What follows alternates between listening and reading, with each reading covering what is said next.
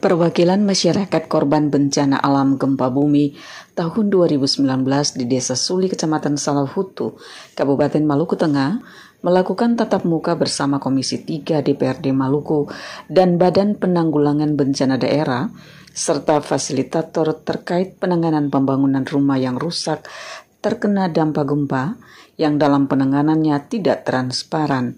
Bahkan ada beberapa item yang dirasakan sangat janggal sehingga perlu ditanyakan.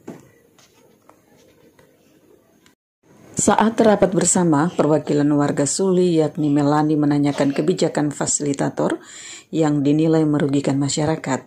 Di antaranya membeli bahan bangunan tanpa adanya kesepakatan dengan warga penerima bantuan. Kepala BPBD Provinsi Maluku, Hein Farfar, mengatakan jika penyaluran sesuai ketentuan adalah dalam bentuk barang, tidak dalam bentuk tunai. Sedangkan untuk jasa tukang dan jasa lainnya akan dilakukan pembayaran secara tunai. Dijelaskan Farfar, penyaluran dana gempa akan dibagi dalam 3 tahap dengan mekanisme pada tahap pertama dibayarkan sebesar 50%, tahap kedua sebesar 30%, dan tahap ketiga sebesar 20% dari dana yang ditetapkan.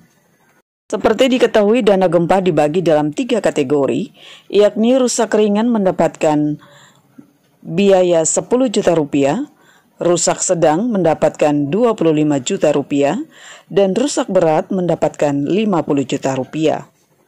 Sementara untuk penerima mandiri yang sudah mengerjakan rumah dengan dana sendiri, maka wajib melaporkan pertanggungjawaban melalui RAP ke ketua tim, kemudian dimasukkan ke BPBD. Selanjutnya ada tim yang turun memeriksa apakah laporan cocok dengan kondisi lapangan ataukah tidak. Setelah dinyatakan tidak bermasalah, maka akan dibayarkan untuk mengganti anggaran yang telah dipakai sesuai ketentuan berdasarkan tingkat kerusakan.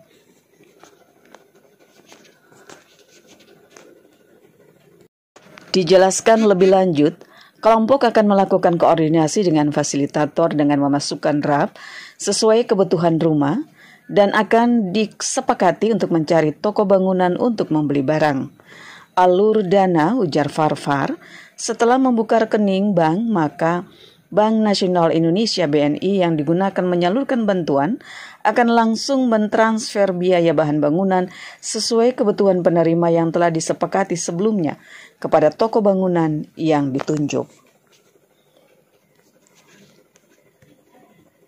Penjelasan Farfar menuai kritikan karena dianggap tidak sesuai fakta lapangan.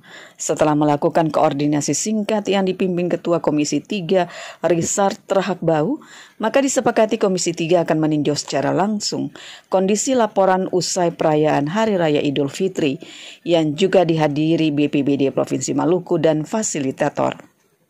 Menurut Trahakbau, yang terjadi adalah hanya kesalahpahaman, karena itu Komisi 3 akan meninjau langsung ke lapangan agar benar-benar apa yang telah disepakati bersama sesuai aturan yang ditetapkan benar-benar tidak merugikan masyarakat.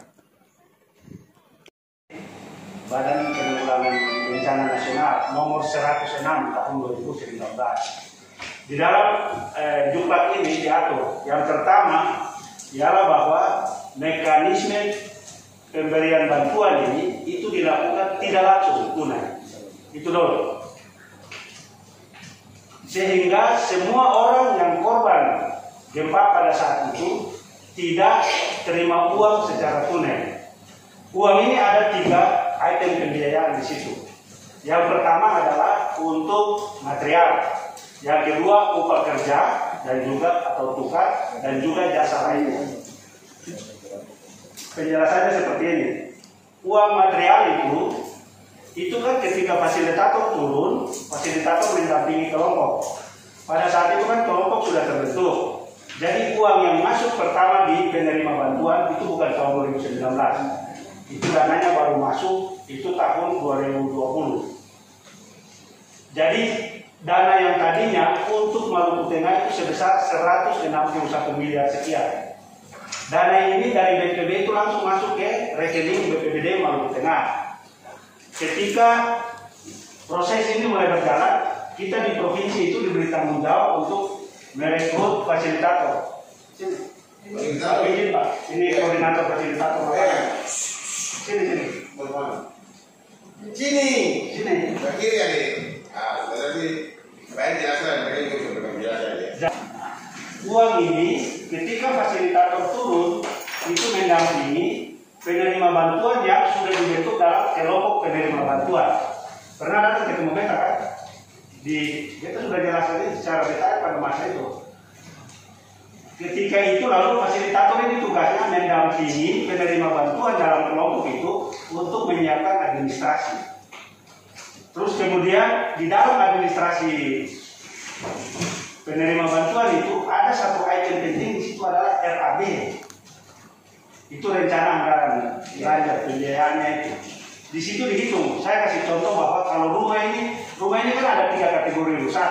Rusak ringan, rusak sedang, dan rusak berat. Rusak ringan 10 juta, rusak sedang 25 juta, dan rusak berat itu 50 juta. Nah, ketika itu contohnya kita kasih contoh bahwa ada rumah rusak ringan.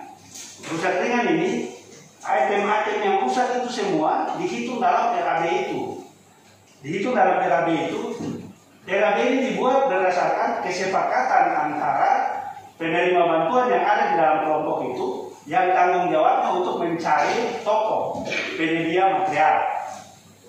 Jadi harga yang dari toko itu kemudian dimasukkan di dalam RAB karena nanti sistem pembayarannya itu ketika dokumen semua siap, pembayarannya itu ada 3 tahap. Tahap pertama 50%, tahap kedua 30%, dan tahap ketiga adalah 20%. Jadi pada saat awal ketika terjadi bencana itu tim yang turun data itu, data pertama itu jumlah penerima bantuan korban bencana itu adalah 9.006 orang penerima bantuan. Dalam proses perjalanan kemudian muncul itu di SK-kan dalam SK Bupati pertama. Kemudian dalam proses perjalanan muncul SK Bupati kedua sejumlah 12.999. Kemudian dalam proses perjalanan berikut itu pada bulan Agustus 2020 itu menjelang PRB bulan pengurangan risiko bencana di Jakarta Oktober. Saya selaku Kepala BPBD Provinsi Maluku menghubungi Kepala BPBD Maluku Tengah, Kota Ambon, dan SPB. Saya sampaikan bahwa ternyata ada keluhan dari masyarakat, masih banyak masyarakat korban bencana yang belum terdata. Nah, ini SK kan sudah ada 12, yang SK kedua 12.999. Nah, pada saat itu Maluku Tengah itu lalu melakukan pendataan. Kemudian ada kurang lebih 3.000-an penerima bantuan yang belum terdata pada masa itu. Saya bilang ini harus dibawa ke Jakarta supaya disampaikan ke BNPB agar nanti periode kedua dana untuk 3.000 sekian itu bisa keluar untuk masyarakat yang belum mendapatkan. Tapi ada kesalahan mekanisme di Maluku Tengah, ya, bahwa pada saat SK pertama 9.006 penerima bantuan itu, ini yang sudah diajukan ke Jakarta. Pencairan anggaran itu berdasarkan jumlah SK yang pertama itu. Kemudian muncul SK kedua. SK kedua ini semestinya ketika pekerjaan tahap pertama dan SK pertama yang 9.006 itu selesai, baru diusulkan sehingga dia tidak mengganggu proses pencairan dan pembiayaan terhadap 9.000 sekian itu. Ternyata ini dilakukan itu terus kemudian digabung semua jadi satu.